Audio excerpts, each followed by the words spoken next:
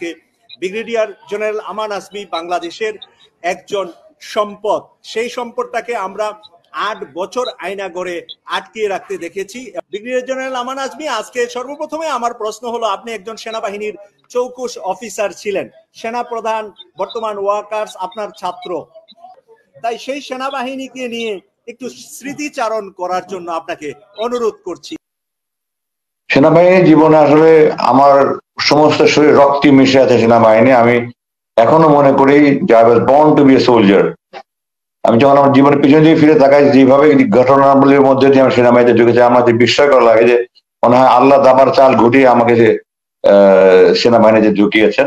এবং আমি এই প্রায় 30 বছর আমার বিদ্যা, বুদ্ধি, মেধা, শ্রম, সময় এসব কিছু কেবল সেনাবাহিনী এবং দেশের উন্নয়নের জন্য আমি আত্মনিয়োগ করেছি।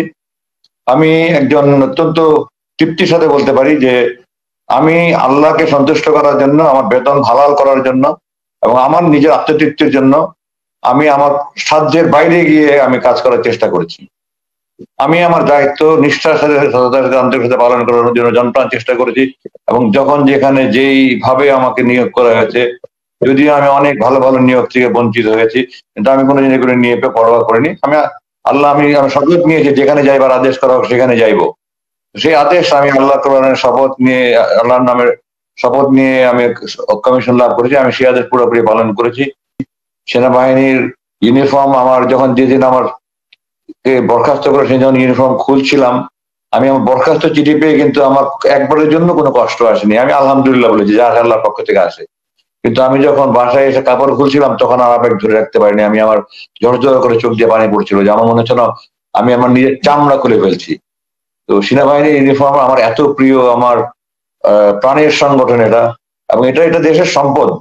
সেনাবাহিনীর প্রধানের এই ডিজিএফ এর কোনো কর্তৃত্ব নেই, কোনো নেতৃত্ব নেই। সুতরাং সেনাবাহিনী এই দেশের ঐক্য সংহতির প্রতীক, দেশের স্বাধীনতা সার্বভৌমত্বের প্রতীক, এই দেশের জনগণের আশাকাঙ্ক্ষার প্রতীক। আপনার সেনাবাহিনীকে দয়া করে সবকিছু ঊর্ধ্বে রাখবেন। সেনাবাহিনী সবসময় দেশের জনগণের পাশে ছিল, আছে এবং থাকবে। আমার একটু ব্রিগেডিয়ার জেনারেল আমান আজমি, আপনার কাছে আমার একটু প্রশ্ন। এই যে সেনাপ্রধান জেনারেল ওয়াকার, আমরা বলে থাকি যে তিনি শেখ হাসিনার ভগ্নিপতি, আত্মীয় হওয়ার কারণে উনাকে অনেকেই মনে করে যে সন্দেহমূলক আচরণ করে। আপনার ছাত্র জেনারেল ওয়াকার বর্তমান সেনাপ্রধান, তো আমি আপনার কাছে বিনয়ের সাথে জানতে চাই যে আসলে কি আপনি গোলাম আজম সাহেবের ছেলে হওয়াতে আপনার উপর যেরকম নির্যাতন হয়েছে, আপনাকে ৮ বছর রাখা হয়েছে, এই জন্য কি ওয়াকারেরও কোনো বিচার হওয়া উচিত, নাকি ওয়াকার দেশ এবং জাতির কল্যাণে ৫ তারিখে তার নিজের জীবনকে বাজি রেখে ভূমিকা রেখেছে? কোনটা আপনি মনে করেন ওয়াকার সম্পর্কে? আমার এই অবৈধ আটক, এই ৮ বছরের কষ্টের জীবনের সাথে ওয়াকারের কোনো সম্পর্ক নেই। ওয়াকার ডিজিএফআই কর্মরত ছিল না, সে সেনাবাহিনীর বিভিন্ন দায়িত্ব নিয়েছিল। সুতরাং ওয়াকারে এখানে সম্পূর্ণ নির্দোষ, তাকে এর সাথে সম্পৃক্ত করার কোনো সুযোগই নেই। বরং আমি মনে করি দেশের এমন একটা ক্রান্তিকালে, এমন একটা ক্রিটিক্যাল মুহূর্তে, এমন জটিল সময়ে সে যে সাহসীপূর্ণ পদক্ষেপ নিয়েছে, এরকম সাহসীপূর্ণ পদক্ষেপ নেওয়ার মতো হেকমত কতজন সেনাপ্রধানের থাকে বা হতো আমি জানি না। কিন্তু ওয়াকার অত্যন্ত গুরুত্বপূর্ণ সময়, জটিল সময় যে উদ্যোগ নিয়েছে জেনারেল ওয়াকার, আমি তাকে জন্য সাধুবাদ জানাই। এই সেনাবাহিনী যদি এই ভূমিকা আজকে সেদিন পালন না করে, দেশে কত লোক যে দেশে শহীদ হতো, কত লোক যে নিহত, কতই রক্ত বন্যা বয়ে যেত, আল্লাহ জানে। তো আমি এটার জন্য সাধুবাদ জানাই, তাকে এটার জন্য কৃতিত্ব দিই। এবং আমি মনে করি এই জাতির ইতিহাসে জেনারেল ওয়াকারের নাম লিখে থাকবে ইনশাআল্লাহ। আমার বাবার প্রতি আবেগ, আমার দেখা উনি হলেন শ্রেষ্ঠ মুত্তাকি। আমরা তো আল্লাহ কোরআনে বলেছেন, লাকাল কানা ফি রাসূলিল্লাহি উসওয়াতুন হাসানাহ, তোমাদের জন্য রাসূলের মধ্যে রয়েছে সর্বশ্রেষ্ঠ আদর্শ, উত্তম আদর্শ। এবং রাসূল সাল্লাল্লাহু আলাইহি ওয়াসাল্লাম বলেছেন ওনার সাহাবীরা হলো শ্রেষ্ঠ উম্মত, তারপরে হলো তার পরবর্তী উম্মত মানে তাবেইন, তারপরে তাবেইন। তো আমরা তো সাহাবী, তাবেইন কাউকে দেখিনি। আমার যত মানুষ হাজার হাজার মুসলমান দেখেছি, আমার দেখা তিনি হলেন শ্রেষ্ঠ মুত্তাকি। তো এরকম একটা মুত্তাকি বান্দার জানাজা পড়ানোর যে সৌভাগ্য হয়েছে, আমি আল্লাহর কাছে শুকরিয়া জানার ভাষা আমার নেই। জনসংখ্যা কত হয়েছে সেটা বড় কথা না, এমন ওনার মধ্যে একজন ব্যক্তি জানাজা পড়ানোর আমার জীবনের সবচেয়ে বড় পাওয়া একটা আমি মনে করি।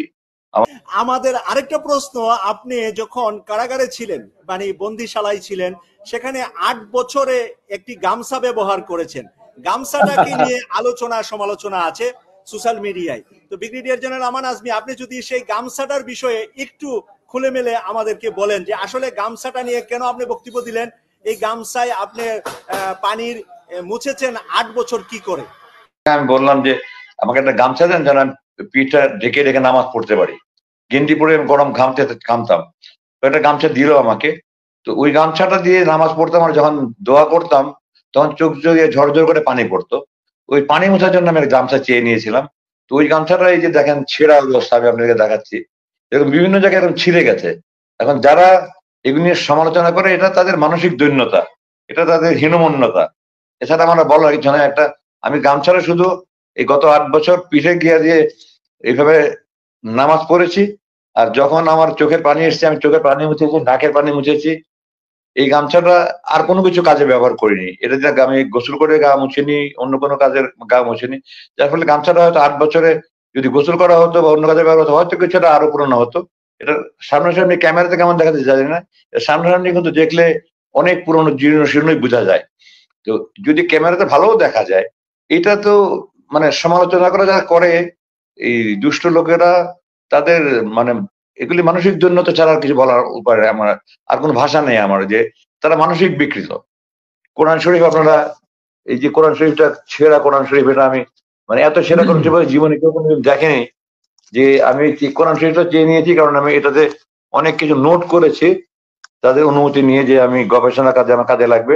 আর এই গামছাটা নিয়ে এসেছি যে আমার আবেগ, যে এই গামছায় আমি এত পানি দিতেছি, এটার প্রতি আমার একটা মায়া হয়েছে, এটা আমার সন্তানের মতো হয়ে গেছে, এই জন্য গামছাটা চেয়ে নিয়ে এসেছি। এবং ডক্টর মোহাম্মদ ইউনূস শুধু একজন ব্যক্তি নন, তিনি একটা প্রতিষ্ঠান, এবং তিনি একটা শূন্য থেকে যে একটা বিশাল প্রতিষ্ঠান গড়ে তুলেছেন, বাংলাদেশে এরকম দ্বিতীয় কোনো নজির নেই। ডক্টর মোহাম্মদ ইউনূসকে যেভাবে বিদায় করা হয়েছে ওনার প্রতিষ্ঠিত প্রতিষ্ঠান থেকে, আমি খালি আল্লাহ যে কিভাবে মানুষকে জালেমকে কিভাবে যে আল্লাহ বিচার শাস্তি দেন, আল্লাহ কোরআনে বলেছেন আমি জালেমদের রশি ঢিলা দিই, যখন ধরি টান দিই তখন আর ছিঁড়ে দিই না, এটা কোরআনের কথা।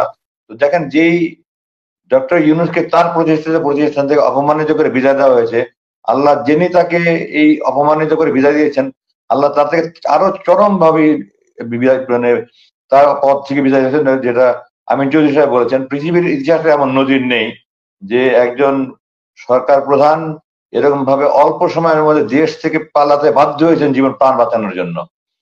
আল্লাহ সেই অবস্থানে আজকে ডক্টর ইউনূসকে বসিয়েছেন।